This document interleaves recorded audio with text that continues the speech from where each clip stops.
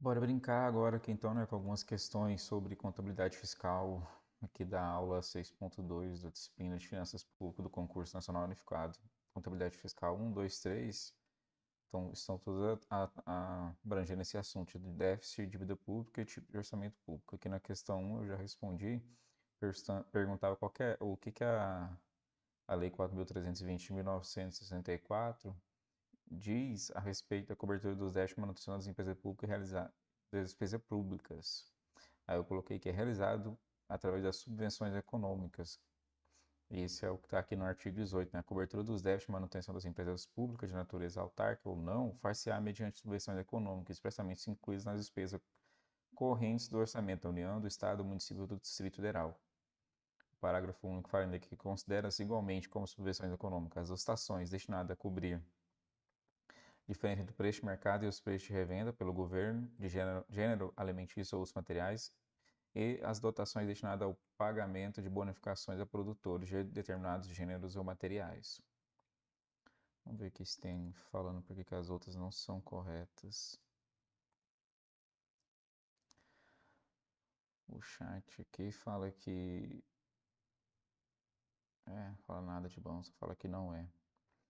O modelo de elaboração orçamentária que, na escala de evolução do orçamento público, situa-se entre o orçamento tradicional e o orçamento programa.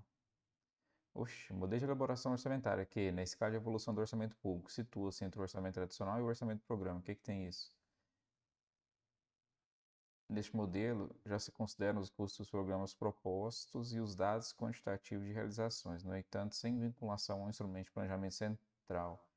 Trata-se modelo de elaboração orçamentária que situa-se entre o orçamento tradicional e o orçamento programa. Nesse modelo, já se considera os custos dos programas propostos e os dados quantitativos de realizações. No entanto, sem vinculação a um instrumento de planejamento central. Trata-se orçamento base zero, orçamento incremental, orçamento de desempenho, GPRA, parte, orçamento. Não faço ideia. Isso é tipo um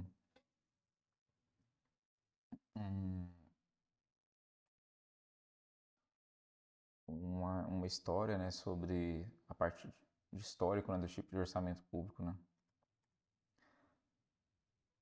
A presente modalidade de orçamento pode ser vista como uma espécie de aprimoramento do orçamento clássico, na medida em que passou a atribuir um maior ênfase no desempenho organizacional final e não meramente nos aspectos contábeis do orçamento, como ocorria no orçamento clássico. Apesar do aprimoramento existente nessa modalidade orçamentária, em detrimento do orçamento clássico, ainda havia uma desvinculação entre o planejamento central e o orçamento, mas agora o poder público deveria realizar as tarefas pensadas e discriminadas nas peças orçamentárias, além da sua mera previsão contábil. Em decorrência da ausência de um planejamento estatal nas disposições orçamentárias, não havia nenhum tipo de intercâmbio entre informações entre as áreas técnicas necessárias à elaboração do orçamento e a área de planejamento intergovernamental. Desta feita, desse modo, pode-se afirmar que o orçamento de desempenho é composto por uma previsão de gastos e um programa de trabalho, discriminando a atuação estatal em relação a esses gastos, de modo que o objetivo final não é planejar e pensar esses gastos à luz das necessidades públicas estatais, mas tão somente garantir um desempenho final da administração pública em relação a essas previsões. Assim como o orçamento clássico, o orçamento de desempenho tem apenas valor histórico na contemporaneidade. Foi o que eu falei.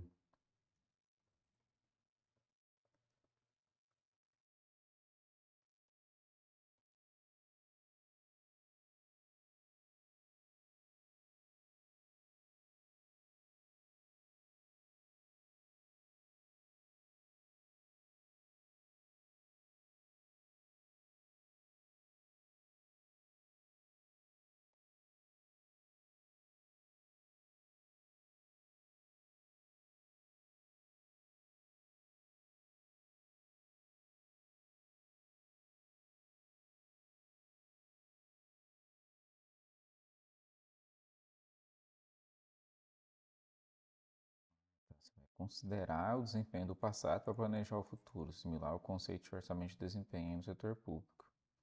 O orçamento de desempenho é um modelo de elaboração orçamentária que se situa entre o orçamento tradicional e o orçamento programa na escala de evolução do orçamento público. Ele representa um estágio intermediário onde os custos dos programas propostos já se consideram os custos envolvidos nos programas e atividades que serão executados. Dados quantitativos de realização inclui dados quantitativos sobre realizações anteriores, o que ajuda a entender o desempenho e eficiência dos programas, sem planejamento central. Ainda não está totalmente vinculado ao instrumento de planejamento central, ou seja, não é completamente integrado a um planejamento estratégico.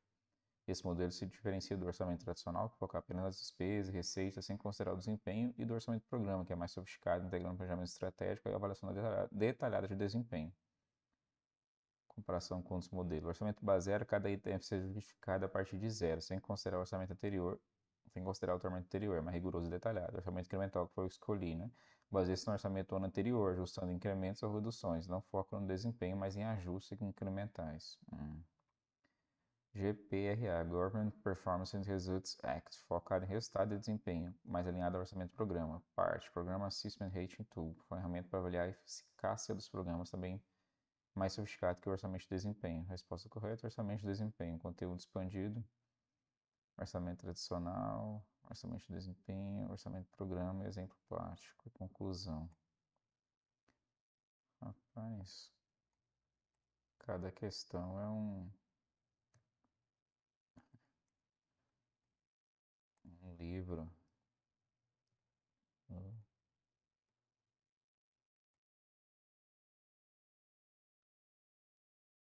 Depois a gente produz um conteúdo único, né?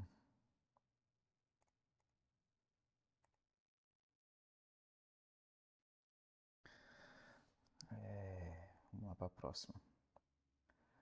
Uma importante função destacada por especialistas em relação ao endividamento público é propiciar maior equidade entre gerações. Uma importante função destacada pelos especialistas em relação ao endividamento público. Não, proporcionar mais equidade entre gerações não parece ter sentido.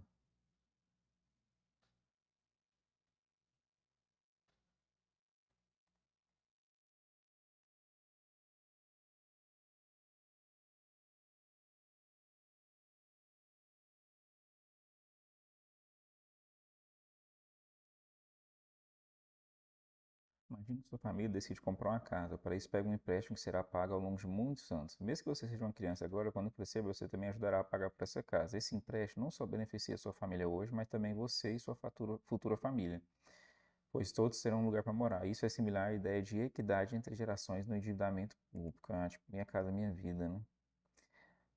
Detalhe: o conceito de equidade entre gerações refere-se à distribuição justa dos benefícios e encargos do endividamento público entre diferentes gerações.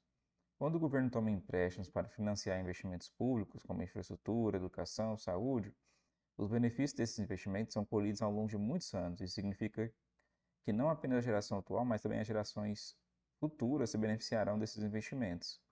Para assegurar que essa distribuição seja justa, é importante que os custos desses investimentos também sejam compartilhados pelas gerações futuras que se beneficiarem deles. Pontos-chave, né? Investimento de longo prazo, o endividamento público é frequentemente utilizado para financiar investimentos em infraestrutura, educação, saúde e outros bens públicos que têm benefícios de longo prazo. Esses benefícios são usufruídos tanto para a geração atual quanto para a geração futura, sim. O custo do endividamento, ou seja, o pagamento da dívida, também é distribuído ao longo do tempo, garantindo que todas as gerações que se beneficiam contribuam para esse pagamento.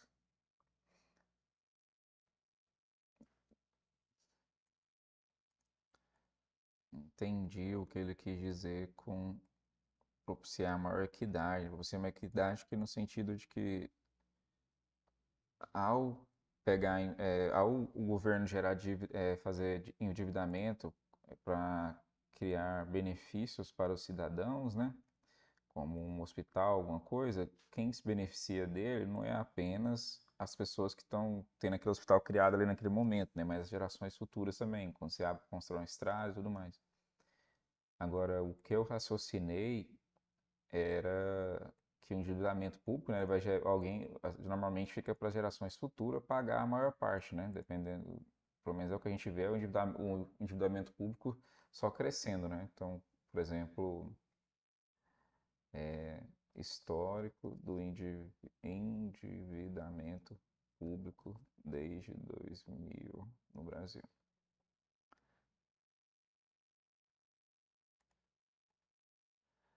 tem uma coisa simples.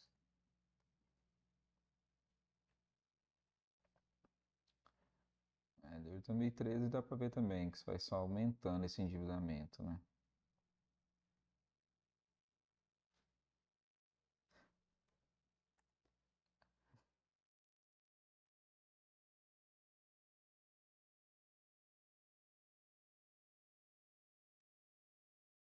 Como vai gerando mais juros, né? Acaba piorando para o futuro do que no momento, né? Porque vai gerando juros sobre juros. O déficit nominal estimado para o período orçamentário seguinte é o melhor indicador da política fiscal a ser executada. O déficit nominal não é o real, né? Igual os juros nominal não é o real. Então, eu acho que não. Vamos ver aqui, né, o que que nos diz.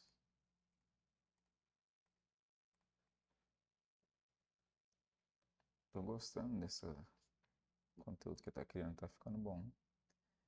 Vamos ver aqui o que que tem aqui pro aluno. O déficit nominal estimado pelo período orçamentário seguinte é o melhor indicador do déficit nominal. É o melhor indicador das necessidades de financiamento do setor público, mas não é um bom indicador da política fiscal a ser executada, visto que parte dos juros nominais a serem pagos destina-se à reposição do capital financeiro consumido pela inflação, ou seja, a manutenção do valor real da dívida, não implicando, portanto, em dispêndio real. Foi o que eu raciocinei. Então, a gente tem que imaginar aqui que a gente está planejando um orçamento da nossa casa para o próximo ano. A gente faz uma lista de todas as despesas e todas as receitas. O déficit nominal é como a diferença entre tudo que você planeja gastar e tudo que você espera ganhar. Mas, para saber se essa situação financeira está realmente boa ou ruim, a gente vai precisar considerar também outras coisas, como as dívidas e investimentos, que vão gerar mais gastos, né? Vai gerar mais despesas e mais receitas. Então, o déficit nominal é a diferença entre as receitas totais e as despesas totais do governo em um determinado período, incluindo o pagamento de juros da dívida pública. Ele é um indicador importante, mas não é o único ou necessariamente o melhor indicador da política fiscal a ser executada. Existem outros indicadores igualmente importantes que oferecem uma visão mais abrangente da saúde fiscal e das políticas do governo. Aí a gente tem aqui o déficit primário, porque ele. Imagina que você ignora os juros da dívida e só olha o quanto você gasta e ganha. O déficit primário é como a diferença entre essas suas despesas e receitas sem considerar os juros da sua dívida. Foca nas despesas e receitas com os pagamentos de juros. É um bom indicador de sustentabilidade fiscal, pois mostra que o governo está ganhando mais do que arrecada sem considerar o custo da dívida passada. Mas esse aqui não deveria ser o contrário, você tem que considerar os seus juros, né? Dívida pública é como o total de toda a sua dívida acumulada ao longo do tempo. Superávit primário, quando você ganha mais do que gasta sem contar os juros das suas dívidas. Eu não vou colocar aqui, mas eu vou querer entender mais aqui.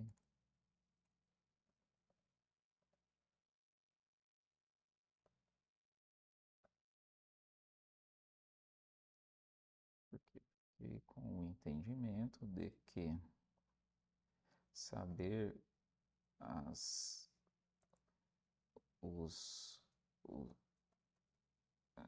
como é que fala? Os juros, saber as dívidas, as dívidas também é importante para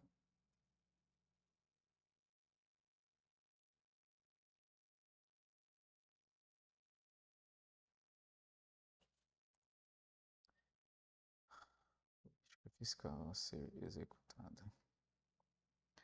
O que está falando aqui? Que a gente faz a lista, né, com despesa e receita. O déficit nominal é como a diferença em tudo que você planeja gastar e tudo que você espera ganhar. Mas para saber se a situação financeira também realmente boa, você precisa considerar também outras condições, como seja dívidas e investimentos. Tá, esse é o déficit nominal. Aí o déficit primário ignora os juros. Dívida pública é o total da sua dívida acumulada ao longo do ano, vai incluir os juros então. E o superávit é quando a gente ganha mais sem contar os juros. Mas eu não entendi. Imagina você prever um déficit nominal que é que tá aqui de 100 bilhões para o próximo ano. Isso significa que ele espera gastar 100 bilhões a mais do que arrecada. incluindo o pagamento de juros da dívida. No entanto, se olharmos para o déficit primário, que exclui os juros, o governo pode estar com um déficit menor ou até mesmo com um superávit. Portanto, se olhar para o déficit nominal, pode não dar uma imagem completa da situação fiscal. Ah, entendi. Está querendo dizer assim que, mesmo se você olhar para o déficit nominal que leva em conta os juros, você não vai. Às vezes você está com superávit, mas como você está contando os juros do passado, aí vai ficar parecendo que você está gastando mais do que você tem. Mas é importante isso, não?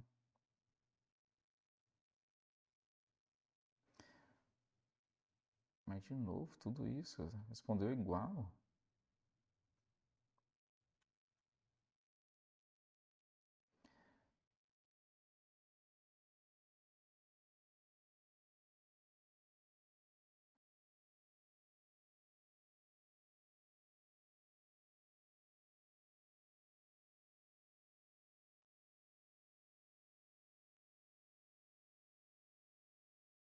Déficit primário mostra o equilíbrio entre receita e despesa, incluindo os juros, mas está confundindo isso. Uma hora fala que é, outra hora não. Dívida pública indica a sustentabilidade do endividamento ao longo do prazo. Carga de juros mostra quanto a receita está sendo para pagar juros, impactando a capacidade de investimento em outras áreas.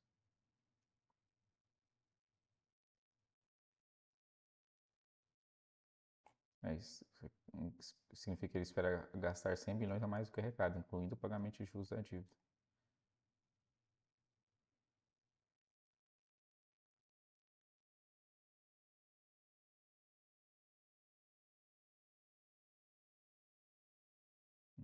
Jovem.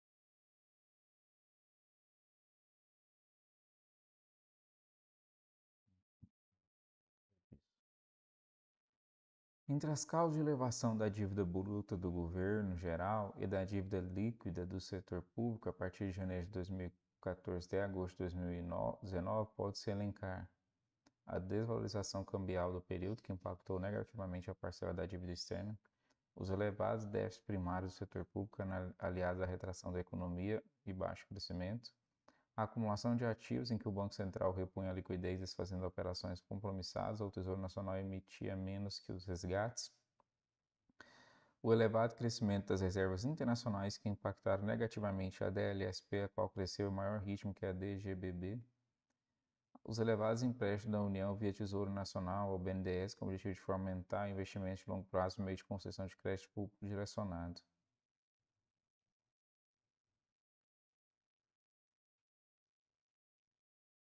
Está falando aqui de dívida bruta do governo geral e da dívida líquida do setor público. Nada disso eu vi, né?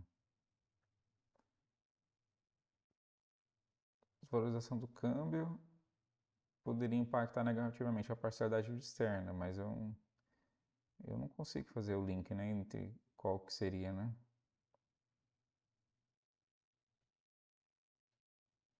Então aqui a gente falou de déficit primário, né? Aqui é déficit nominal, déficit primário. Imagina você ignora os juros da dívida e só olha o quanto você gasta e ganha. O déficit primário é como a diferença entre suas despesas e receitas sem considerar os juros das suas dívidas. Então, temos os elevados déficit primário do setor público, aliado à retração da economia e baixo crescimento. Para mim parece ser esse, mas foi meio um chute. Vamos ver as explicações aqui antes de ir lá para o chat. Maria. Exatamente, os déficits primários começam a ocorrer pela deterioração das contas públicas, notadamente causada pela desoneração fiscal implementada, as quais reduziram as receitas sem a correspondente redução das despesas. Os contextos econômicos de retração e depois baixo crescimento agravaram essa situação, já que a arrecadação governamental possui relação direta com o desempenho da economia. Retração e baixo crescimento implicam em redução das receitas públicas. Errado, houve desvalorização cambial deste ano até 2018. Houve valorização seguida de estabilidade de 18 a 19, novo período de desvalorização. com uma intensidade menor. A dívida externa deixou de ser relevante para o endividamento público brasileiro desde 2008, quando o Brasil passou a ser credor externo líquido. Errada. Acumulação de ativos em que o Banco Central repunha liquidez, desfazendo operações compromissadas, ou o Tesouro Nacional emitia menos que resgate. Se houver elevações de BGG e DLSP, conforme o próprio enunciado, o TN emitiu menos dívida que os resgates, isso é uma contradição. Essa situação ensejaria redução da dívida pública líquida. O elevado crescimento das reservas internacionais que impactaram negativamente a DLSP, a qual cresceu em maior ritmo que a DGBB. Errado, mais uma vez, há uma contradição interna na própria alternativa. O elevado crescimento das reservas internacionais impacta negativamente a DLSP? Não, impacta positivamente, o que poderia implicar menor ritmo de crescimento da DLSP em relação à DBGG. Errado, os elevados empréstimos da União via Tesouro Nacional ao BNDES com o objetivo de fomentar investimento de longo prazo por meio da concessão de crédito público direcionado. Empréstimo da União, independente de quais sejam, colocam este ente federativo em uma posição credora e não devedora, como isso poderia levar ao endividamento público. Respondeu bem, hein? Dei a mano. Vamos pedir aqui.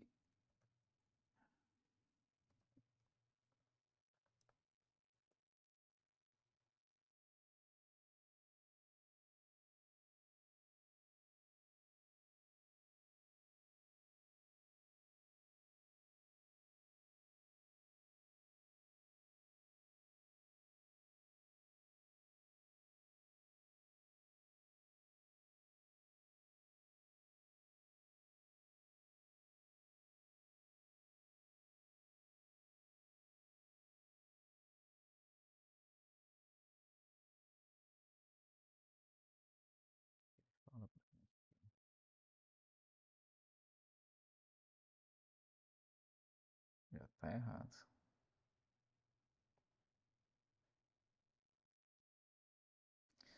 Imagine que você está gerenciando as finanças de uma grande família.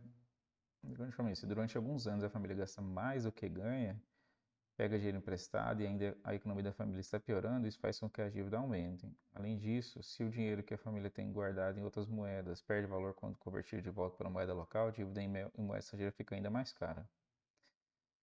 A desvalorização cambial. Se o valor do real cai em relação ao dólar, a dívida que o governo tem em dólar fica mais cara. Detalhe, a desvalorização cambial impacta negativamente a dívida externa, aumentando o valor em reais da dívida que está em outras moedas. Esse fator contribuiu para a elevação do DGB, mas não é a principal causa. Tá melhor agora a explicação, né? Gastar mais do que se ganha em uma economia em crise faz com que a dívida aumente. Os elevados déficits primários do setor público, somado à retração da economia entre 2015 e 2016 e o baixo crescimento entre 2017 e 2019, são causas significativas de elevação. A falta de crescimento econômico reduz a arrecadação de impostos e aumenta a necessidade de endividamento para financiar os gastos. O Banco Central e o Tesouro Nacional fazem manobra para controlar a quantidade de dinheiro em circulação, às vezes afetando a dívida. A acumulação de ativos e operações do Banco Central e do Tesouro Nacional são mecanismos de controle da liquidez, mas não são a principal causa de elevação da dívida nesse período específico.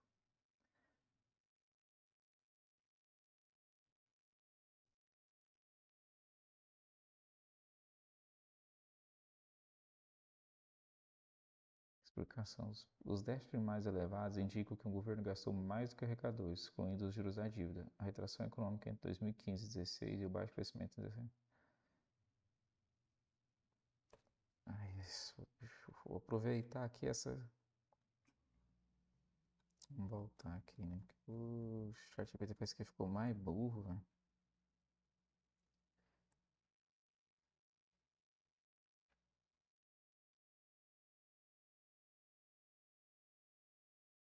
O formato é esse.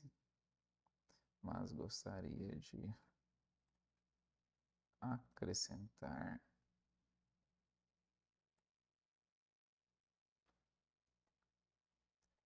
esse tópico em que você faz a análise de cada alternativa. Porém, a análise precisa ser mais simples de entender.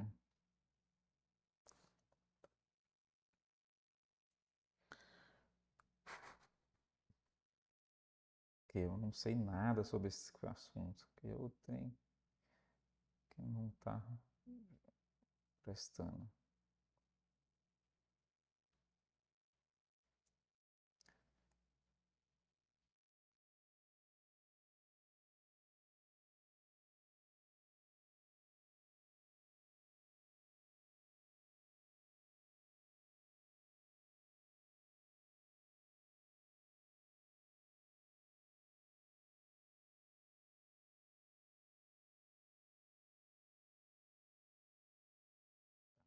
mas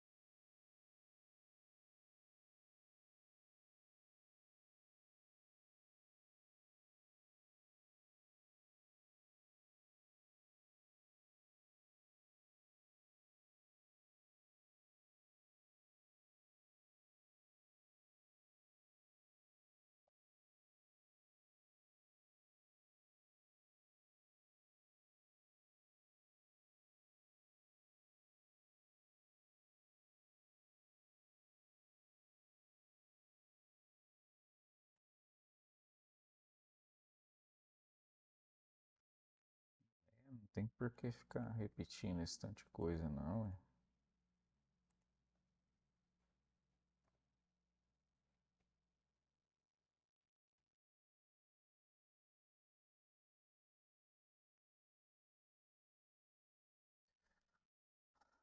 O que vai gerar aqui? Dívida bruta do governo geral é o total de todas as dívidas do governo sem subtrair o valor dos ativos, com dinheiro em caixa ou investimentos. Detalhe, inclui todos os passivos financeiros do governo, como títulos públicos, empréstimos e outras obrigações. Dívida líquida do setor público é a dívida total do governo menos os ativos que ele possui, apenas o quanto o governo realmente deve, considerando suas reservas e ativos. Então, já tem aqui conclusão, explicação. Não, mas faltou a parte ali, mano, mais importante.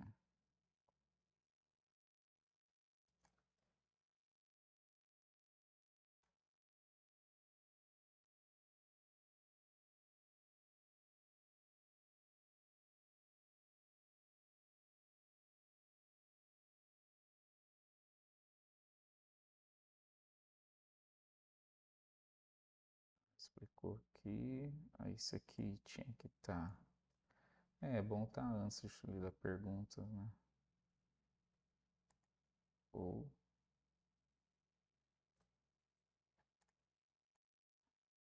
É.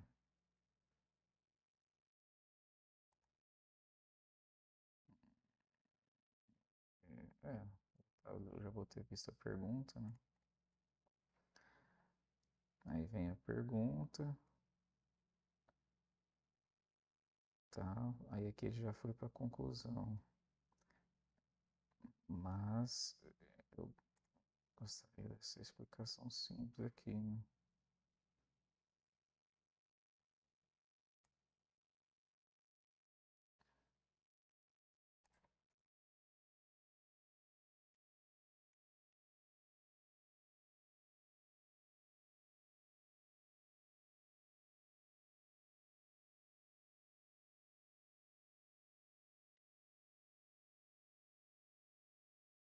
minutos de questão.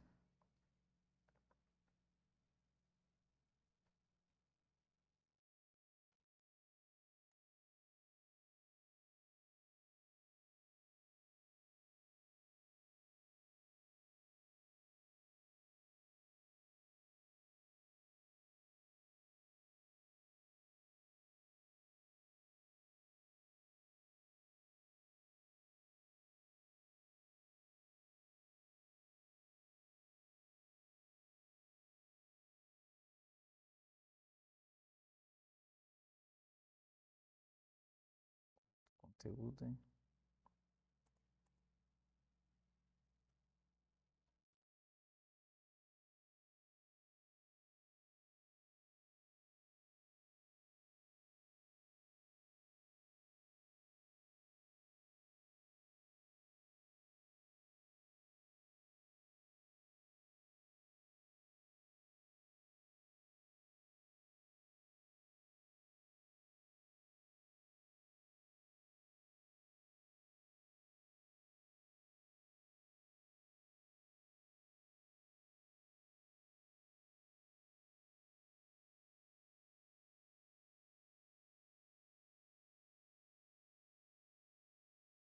Vai responder tudo de novo.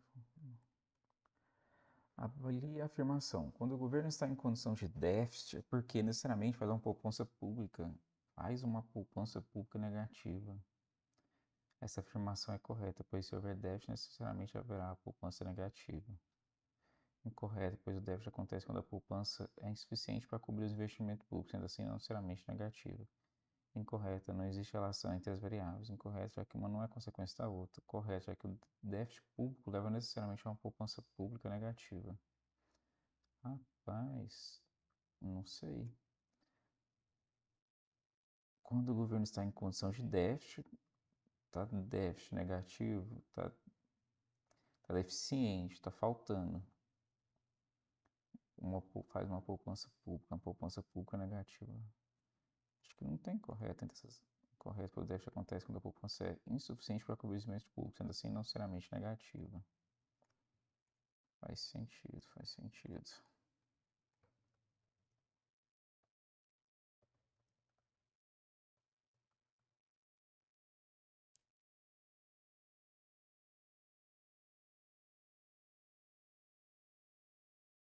Explicações básicas, né? Déficit público é quando o governo gasta mais do que arrecada, deficiente, tudo bem. Déficit público ocorre quando as despesas do governo superam suas receitas, ótimo. Poupança pública é o dinheiro que o governo guarda que sobra após todas as suas despesas. Se ele está em déficit, como que vai guardar dinheiro de outros momentos, né? A poupança pública é calculada como a diferença entre a receita corrente e a despesa corrente. Quando essa diferença é negativa, diz que a poupança pública é negativa. Então, é quando a gente tem, quando está em déficit, então, por exemplo, num período deficiente, num período de déficit, quando o governo está em déficit, ele não vai ter poupança pública positiva, porque não vai estar sobrando nada. Todavia, isso não significa que a poupança pública dele é negativa, porque ele pode ter poupado de outros momentos. Ah, correto, pois se eu...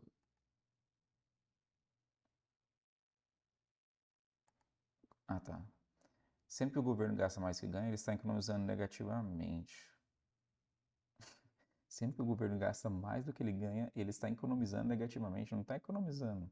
Detalhe, a afirmação é que o déficit, gastar mais do que ganha, implica que a poupança de guardada é negativa. No entanto, a poupança pública refere-se às economias de curto prazo, a receita corrente e a despesa corrente, enquanto o déficit pode incluir investimento de longo prazo.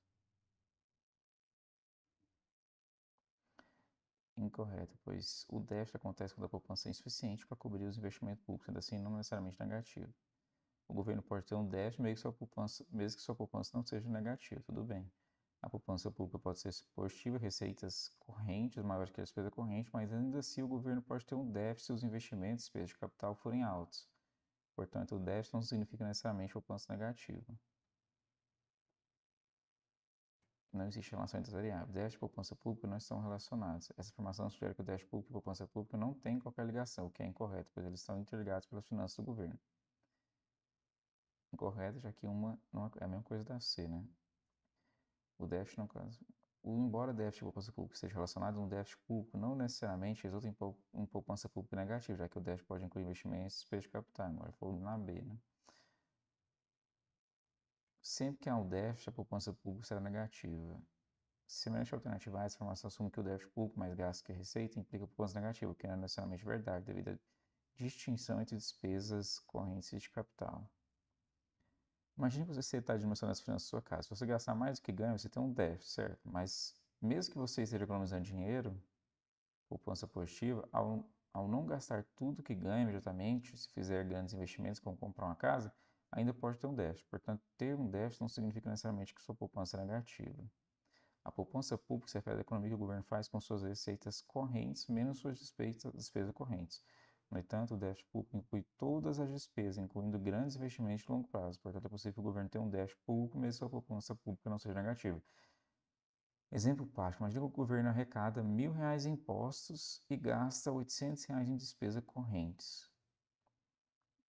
Isso deixa uma poupança pública de 200. No entanto, se o governo decide investir 500 em um novo projeto de infraestrutura, ele terá um déficit de 300. Apesar do déficit, a poupança pública foi positiva antes do investimento. Entendi. Vamos atualizar aqui.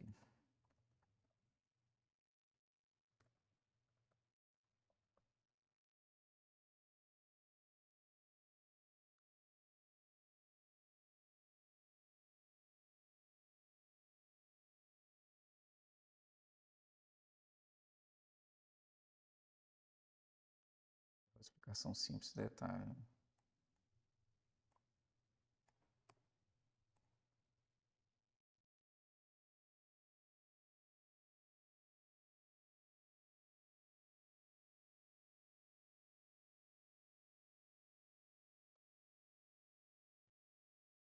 Tem atualização sim, corre risco de uma cagada, né? Vamos ver.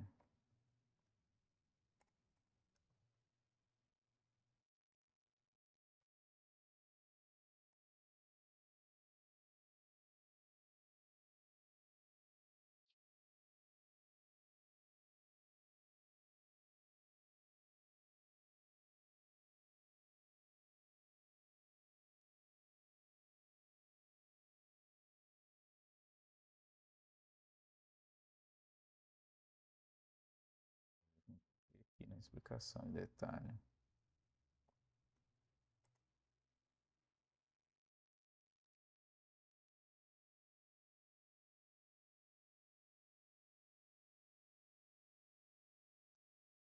Né? O auditor de controle interno está elaborando um relatório de auditoria com a finalidade de acompanhar a gestão fiscal do Poder Executivo Federal para o atingimento da meta de resultado primário fixada na LDO. O auditor se depara com diversas planilhas que contêm indicadores da dívida, déficit, juros, fonte de financiamento do gasto público, entre outras informações referentes à situação fiscal do setor público. Nesse contexto, é correto afirmar que uma medida importante de desempenho fiscal em ambiente de baixa inflação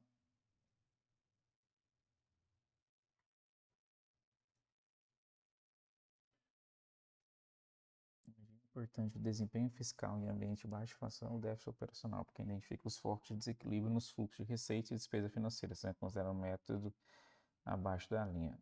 A implementação de regra fiscal de teto dos gastos públicos com meta de crescimento da despesa primária do governo, tem a intenção de impedir que a trajetória da dívida pública se torne insustentável, contribuindo para melhorar os índices de confiança na economia. Como o cálculo da dívida fiscal líquida engloba a política de emissão da dívida pública pelo Tesouro para conceder créditos ao BNDES, o cômputo da necessidade de financiamento do setor público pode ser realizado pela variação da dívida líquida do setor público. Nossa, é muito específico, hein? A receita total da senhorinhagem é a principal fonte de financiamento do déficit público em contexto inflacionário e representa a parte dos encaixes reais demandados pelo poder público devido ao crescimento econômico e à diminuição das transações econômicas, também denominado imposto inflacionário. A dívida bruta do governo geral A dívida bruta do governo geral descreve a história fiscal de um país, porque captura corretamente as decisões de política econômica que envolvem movimentos de ativos cuja contrapartida seja alterações de endividamento do governo, sem considerar as operações compromissadas realizadas pelo Banco Central do Brasil para gerenciar a liquidez do sistema financeiro.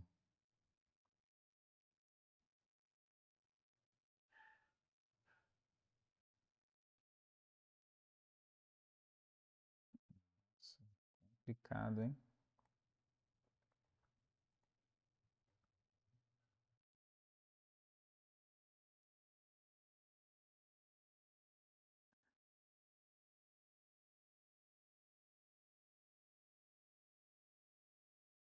Déficit operacional. Medida que analisa a diferença entre as receitas e despesas financeiras, focando em onde o dinheiro está faltando. Em ambiente de baixa inflação, o déficit operacional pode ajudar a identificar desequilíbrio nos fluxos de receita e despesas financeiras, mas não é considerado um método abaixo da linha, que se refere a uma abordagem que contabiliza transações financeiras de forma direta no balanço fiscal. Mas já está fazendo a questão já. Não, não está não. Regra do teto de gasto público. Limitação que o governo impõe sobre quanto pode gastar.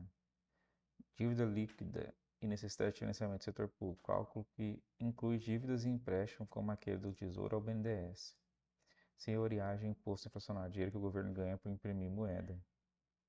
Dívida bruta do governo geral. Todas as dívidas do governo sem considerar ativos. Embora o déficit operacional ajude a identificar desequilíbrios financeiros, não é considerado um método abaixo da linha, que se refere a uma abordagem direta no balanço fiscal. A regra do teto dos gastos públicos visa controlar o crescimento da despesa primária do governo para evitar que a dívida pública se torne sustentável, ajudando a manter a confiança na economia. Eu fiquei em dúvida aqui porque com metas de crescimento da despesa primária do governo. Nossa, esse aqui ele é pesado, hein? Imagine você gerenciando o orçamento de uma grande empresa. Você precisa controlar gastos para não se endividar mais. Tudo bem, tem que controlar os gastos. A empresa tem regras que limitam quanto pode gastar para manter a saúde financeira, mas se já tem regra para limitar quanto pode gastar, qual que é a necessidade de gerenciar? Qual que é a necessidade de controlar os gastos para não se endividar mais? Já está definido quanto pode gastar, né? Além disso, você precisa considerar os empréstimos e investimentos da empresa, e entender como o dinheiro gerado pela impressão de mais moeda, como se fosse imprimir dinheiro próprio, afeta a empresa durante as inflações. A regra do teto dos gastos públicos é uma medida para controlar o crescimento das despesas do governo, evitando que a dívida pública se torne insustentável, ajudando a manter a confiança na economia. A dívida fiscal líquida inclui políticas com a emissão de dívida para conceder créditos e bancos de desenvolvimento. A senhoriagem ou ganho do governo permite moeda é importante em contextos inflacionários. A dívida bruta do governo não considera certas operações do Banco Central, mas vai capturar decisão econômica importante. Imagine que o governo impõe um limite de gasto para evitar dívidas insustentáveis, semelhante a como ele faz orçamento para gastar mais do que ganha. Quando o governo imprime mais dinheiro durante a inflação, ele ganha com isso, mas isso pode afetar o poder de compra das pessoas, como se todos na família começassem a usar mais dinheiro, mas ele valesse menos.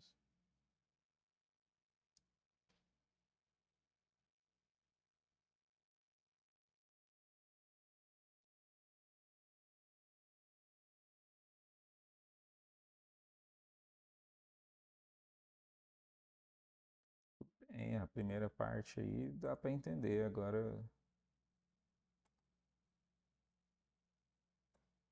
a segunda parte aqui que está o problema, né? Eu entendi a regra do teto dos gastos públicos, porém eu não entendi a afirmação. Meta de crescimento com meta de crescimento das despesas primárias. Essa parte.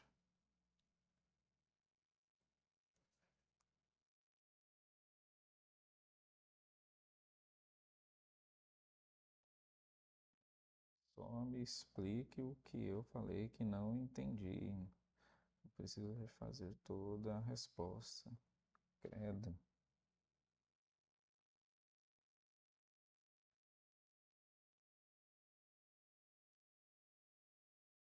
Despesas primárias são os gastos do governo com serviços e investimentos públicos, excluindo os juros da dívida. Meta de crescimento da despesa primária.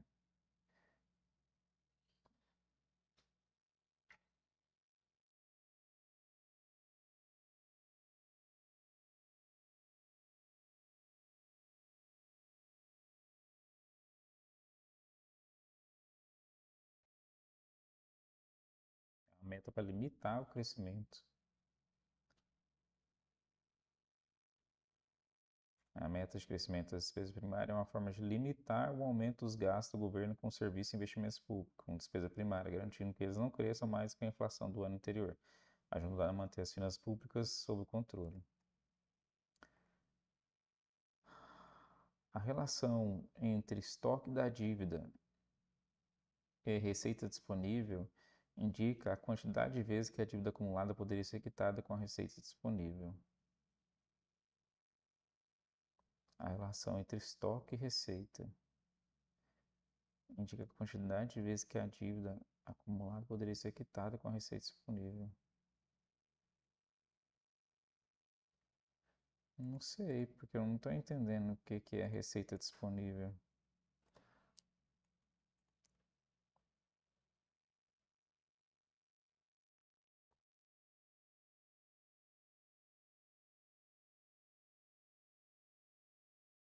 Estoque da dívida é o total de todas as dívidas que o governo tem acumuladas ao longo do tempo. Sim. Receita disponível é o dinheiro que o governo arrecada em um determinado período, como imposto e outras fontes de renda.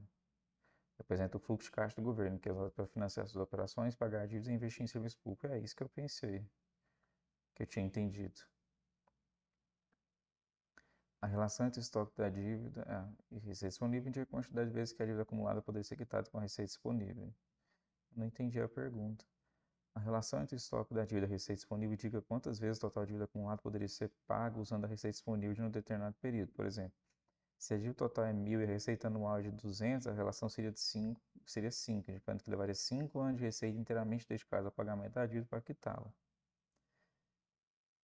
A afirmação estaria incorreta se a relação entre estoque da dívida e receita disponível não fosse usada para indicar a capacidade de pagamento da dívida com base na receita. No entanto, essa relação é de fato usada para entender quantas vezes a receita anual poderia quitar a dívida acumulada. Vai, falou que tá certo.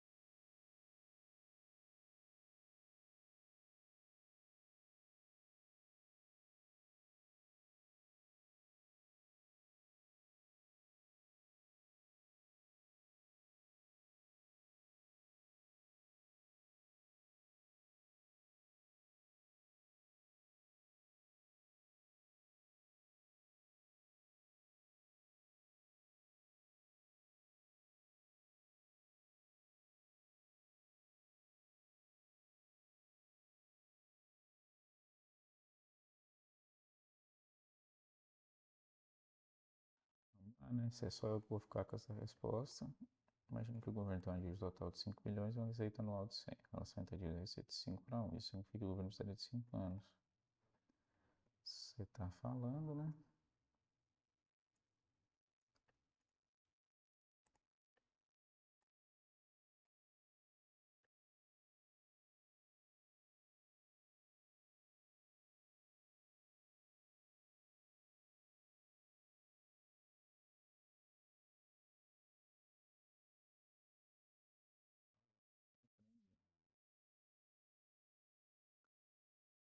Isso.